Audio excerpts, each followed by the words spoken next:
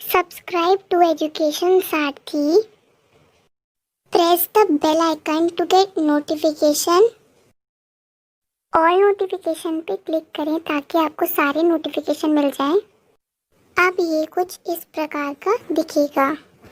Hello everyone, welcome to Education Sarthi. So in today's video, we are going to study class 5th, chapter 28 of English grammar, which is prepositions. Preposition होता क्या है? A preposition is a word which shows the relation between a noun or pronoun and some other word in a sentence. Preposition एक शब्द होता है जो relation बताता है किसके बीच में, नाउन और प्रोनाउन के बीच में. नाउन आपको पता है all naming words are noun और pronoun the words which are used in place of noun are known as pronoun. आप सबको ये भी पता है. And some other words in a sentence, और कुछ दूसरे वर्ड जो सेंटेंस में होते हैं उनका रिलेशन बताने के लिए यूज होता है क्या, प्रेपोजिशन. और अगर अभी तक आपको प्रोनाउन और नाउन की वीडियो आपने नहीं देखी है तो उसका लिंक डिस्क्रिप्शन में है, वहाँ से जाके उसे चेकआउट कर सकते हैं और आई बटन पे भी मैं उसका लिंक डाल दूंगी. तो there are two major kinds of prepositions. दो सबसे बड़े काइंड के प्रेपोजिशन होते हैं, एक सिंपल और दूसरा कंपाउंड. कौन सा? एक सिंपल प्रेपोजिशन और एक कंपाउंड प्रेपोजिशन. तो सबसे पहले जो सिंपल प्रेपोजिशन होता है वो क्या होता है?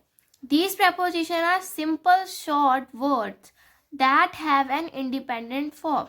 ये ऐसे छोटे वर्ड्स होते हैं और सिंपल होते हैं जिनका एक खुद का ही एक फॉर्म होता है, खुद का ही एक मीनिंग होता है. They do not have it derive from any other words. उन्हें किसी और शब्द से हमने डिराइव या लिया नहीं होता है, उनका खुद का ही एक मीनिंग होता है. जैसे कि example, at, by, for, from, in, of,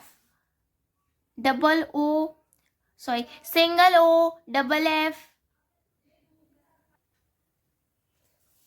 O, double F, of, on, up, down, with, through, over, under, near, to, till, since, etc.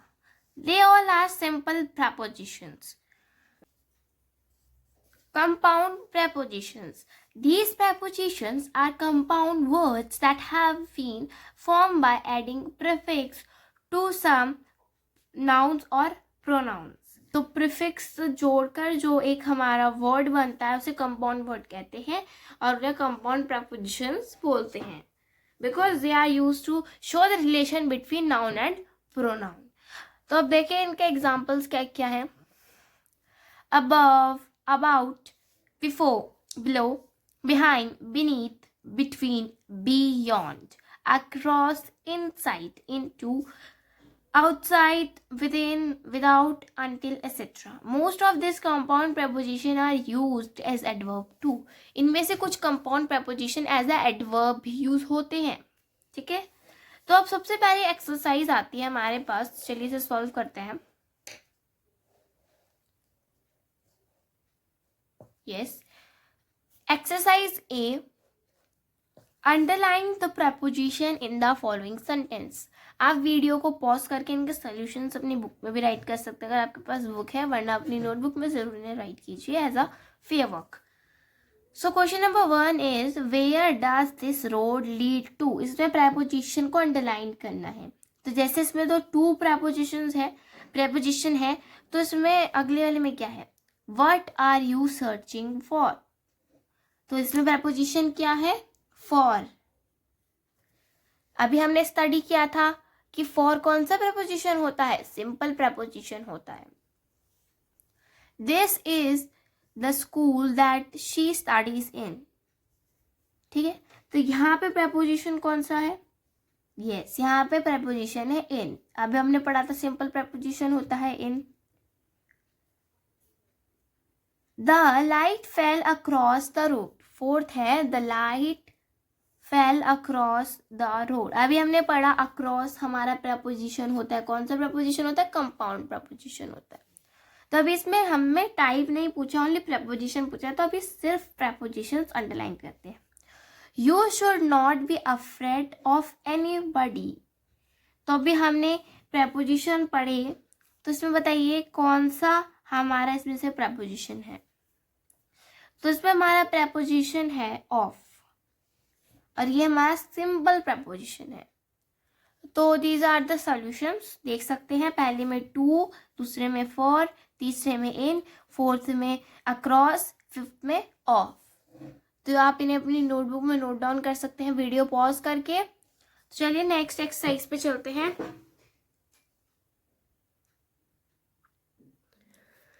Choose the correct preposition from those with in the bracket.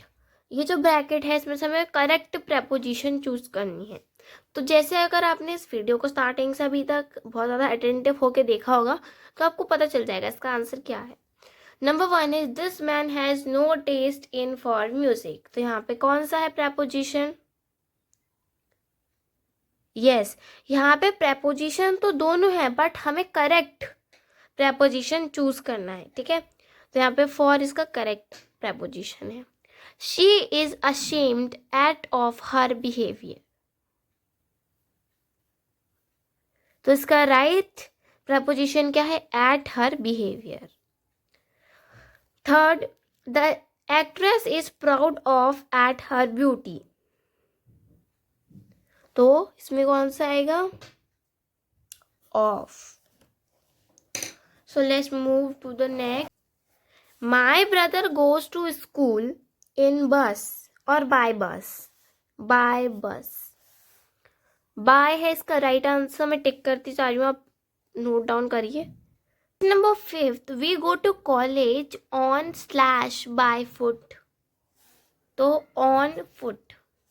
6, the girls left the room on by after 1। 1 by 1, 1 after 1 नहीं होता है ना, 1 by 1 होता है, आप सबको पता है। 7th, they have invited us to tea और for tea. For tea. 8, the leaves of trees fall from off in autumn. Question number 9, I caught the thief by या from the collar? By the collar.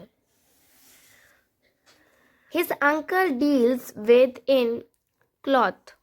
With cloth.